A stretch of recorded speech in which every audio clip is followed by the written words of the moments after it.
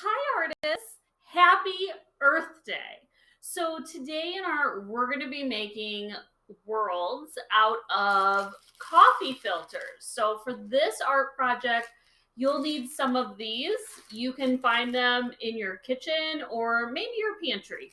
You will also need a bunch of markers in blue and green colors and a water spray bottle. If you don't have one, that's totally fine. You can also flick water with your hands from a bowl. And because this project can get really messy, I'm using a plastic placemat that I'll be working on today. If you don't have one of these, that's totally okay. But you might want to put down some newspaper on top of the table, or make sure it's a table that you're allowed to get really messy. As an option for this activity, you might want to have handy a Sharpie marker. Now, this is totally optional and you don't have to do this part. You can't use a black marker though. So if you're using a black Crayola marker, it won't quite turn out like my example. You're going to want a black permanent marker. It doesn't have to be a Sharpie brand one, but this is totally optional. You don't need it for the art project. Okay, everybody, let's get ready to start our Earth Day project. So I have an empty coffee filter here. This is brand new, right out of the package. I didn't do anything special to it. And what I want to do is I kind of want to flatten it out with my hand. Now I can use either side of the coffee filter. It doesn't matter which side you're using. I am going to demonstrate how to draw on the coffee filter first with a Sharpie marker. So because the coffee filter is very thin, and it will bleed through, if you are drawing on your coffee filter, make sure you put a piece of paper, newspaper, or a magazine underneath your coffee filter so that you're not drawing on the table. I also pulled up on my phone some pictures of the Earth. Now, it can be any picture that you're using for reference for this project. It can be realistic, it can be abstract, it can be an illustration. Any of these are fine. It can be just a specific piece of the earth or the whole thing. This picture is very abstract. Any of these are totally fine to use as a reference. So what I'm going to do is I'm going to start by drawing out with my Sharpie pieces of the earth. So this is North America, and then I'm going to do South America. And you can make them abstract. And we just want to kind of draw them out. Now this step is totally optional. You don't have to do this step if you don't want to. Okay, so I've roughly drawn out parts of the earth. Now on the land pieces, I'm going to use greens, and on the water parts, I'm going to use blues. Now, when you're doing these, I wouldn't get too specific in colors because your colors are going to bleed.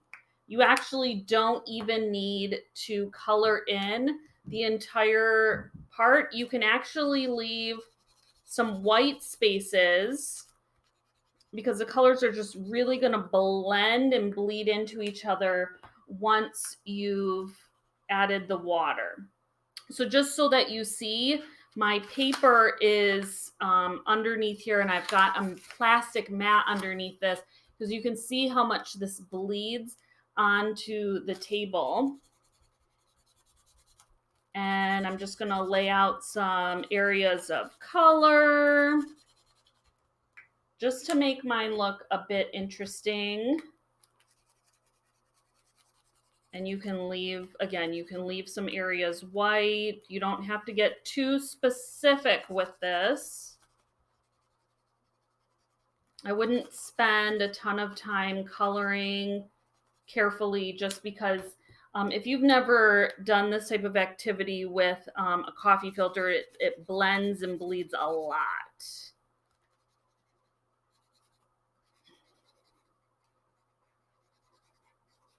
Okay. And now I'm going to switch to the blues for water.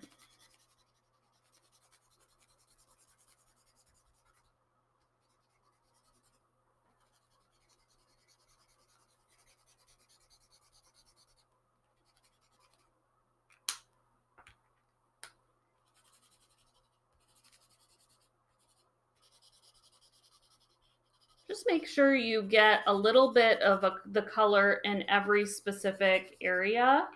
You don't want to leave too much white space. And just so that you know, your blues and greens will bleed together, but that's okay because blue and greens can bleed together because they make beautiful colors, blue-green or teal, which is Mrs. Hamilton's favorite. Okay, so now that I'm totally colored, I've got my water bottle. I have it on a very light spray. You don't want too much water going onto your coffee filter, and you're going to lightly spray. Be careful how much water you put on because it will get really, really wet really fast. So I see all this bleeding happening.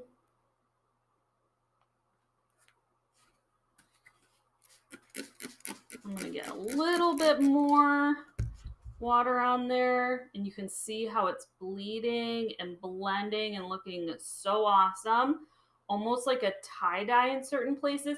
Now you want to definitely leave it like this until it dries, because if you pick it up right now, the colors like paint will kind of like mix on the coffee filter, but it's looking beautiful. So I will be right back with a second option to do with the coffee filters. All right, I'm back with some more options. So if you don't have a Sharpie marker, no big deal. Take the coffee filter, flatten it out. Doesn't matter what side you use. Now, all you're going to do is you're just going to go right into your coffee filter and you're going to start coloring. So you're going to make some landforms and color them green. Let's see, I want to make this a little bit longer down here. Okay. Want to do